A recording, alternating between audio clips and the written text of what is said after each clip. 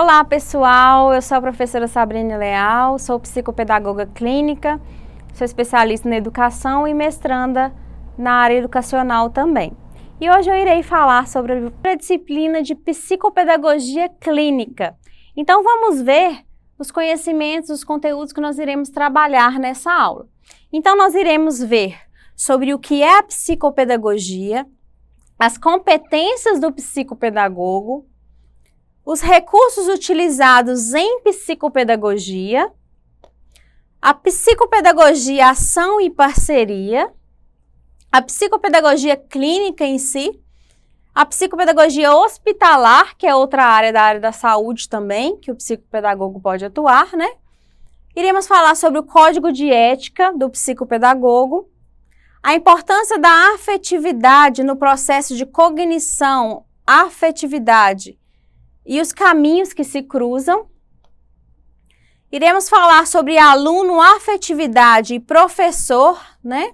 Um tríade que dá certo. O papel da família na construção do conhecimento. Então, para iniciar, o que é a psicopedagogia? Então, a psicopedagogia ela é a junção de duas áreas, que é a psicologia e a pedagogia.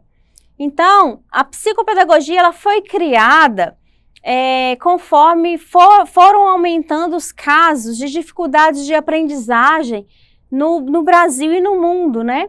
Então, eles juntaram a psicologia, que estuda a mente humana, com a pedagogia, que estuda, né, os processos de aprendizagem humano.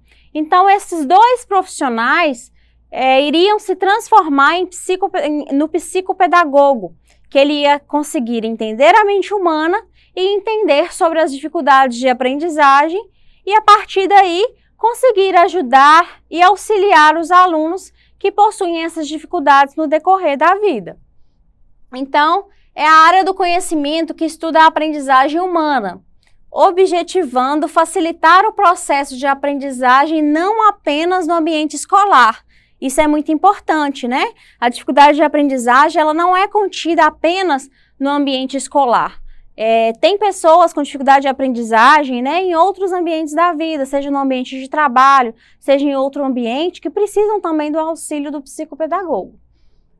Mas em todos os âmbitos, né, em todos os aspectos também do ser humano, que é a questão cognitiva, afetiva, social e durante toda a vida. A psicopedagogia, ela cuida do ser que aprende, pois deve evitar o fracasso e facilitar os processos de aprendizagem. Então, quais são as competências, né, do psicopedagogo? Em primeiro lugar, ele deve estabelecer um vínculo positivo com o aprendiz, porque a partir desse vínculo, né, que ocorre nas primeiras sessões de atendimento, é onde ele consegue entender sobre a vida desse ser, né, desse indivíduo, consegue entender como são as relações familiares dele, como é a vida escolar, caso ele esteja no ambiente educacional, como ocorrem as relações afetivas, dentre outras relações, né, a social. Então, a partir do vínculo, o aluno ou o paciente se sente mais à vontade para conversar, para dialogar, para contar sobre a sua vida e para falar sobre as suas dificuldades. Então, isso ocorre a fim de proporcionar o resgate do prazer de aprender. Quando se supera essa aprendizagem, ele cria mais vontade, né, mais facilidade em aprender. É um trabalho terapêutico centrado na aprendizagem, mas levando-se em consideração o aprendente como um todo, seu meio e suas relações. Diferente da psicopedagogia educacional, o psicopedagogo clínico, normalmente, ele atua mesmo em uma clínica, uma clínica seja multiprofissional, ou atua sozinho, né? Ou alguma empresa da área da saúde que tenha o atendimento psicopedagógico. Então, é uma parte mais clínica, né, voltada também para a saúde, voltada para os problemas educacionais, porém ele não trabalha na escola, né? O psicopedagogo que trabalha na escola é o psicopedagogo educacional. Eu, por exemplo, por experiência, eu sou psicopedagoga clínica, então eu atuo em uma clínica.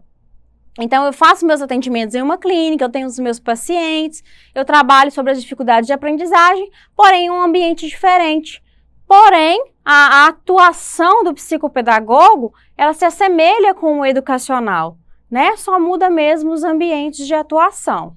De acordo com Baroni, a tarefa do psicopedagogo é levar a criança a reintegrar-se à vida escolar normal, segundo suas potencialidades e interesses.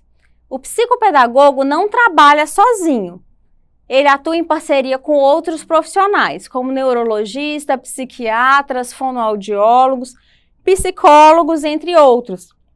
Então, quando eu começo atendendo um paciente, né, eu faço ali a introdução, eu faço as primeiras sessões de atendimento, eu conheço o caso daquele indivíduo, eu consigo, através dos diagnósticos, saber qual a sua dificuldade de aprendizagem.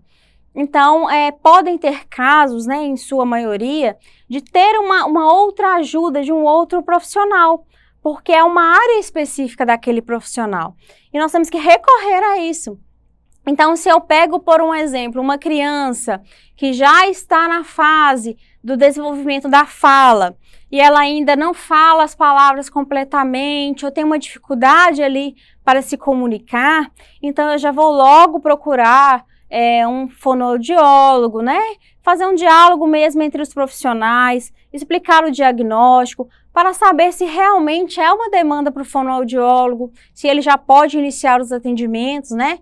Conforme a autorização da família, e ali se forma uma cadeia de profissionais, né, uma equipe multiprofissional que vai começar a atender aquela criança. É importante também estar em constante parceria com os médicos que atendem a criança, né?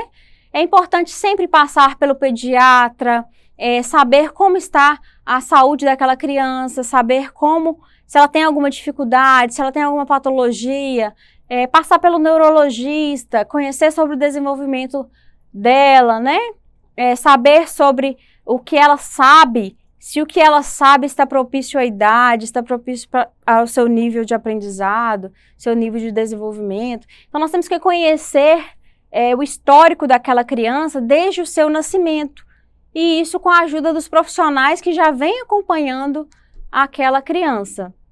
Então, essa comunicação, esse diálogo entre os profissionais, ele é de suma importância para a eficácia do atendimento do psicopedagogo. E quais são os recursos utilizados em psicopedagogia? Nós podemos usar jogos, avaliações, atividades de expressão artística, tintas, desenhos, imagens para colorir, atividades de escrita, atividades orais. Podemos utilizar jogos que são propícios para a faixa etária da criança e para o nível de aprendizagem da criança. Nós vamos atender também, podemos atender alunos com autismo, com alguma deficiência física, com alguma deficiência visual, auditiva. Então, nós temos que ter também recursos que são voltados para esse aluno, né, para essa pessoa atendida. Então, nós temos que ter esse cuidado de sempre verificar o jogo que está sendo ministrado, se esse jogo condiz com a pessoa que está sendo atendida. A psicopedagogia, ação e parceria. O trabalho psicopedagógico, ele pode adquirir caráter preventivo, ou seja, não esperar que aquele problema de aprendizagem aconteça. Então, como nós podemos ter um caráter preventivo?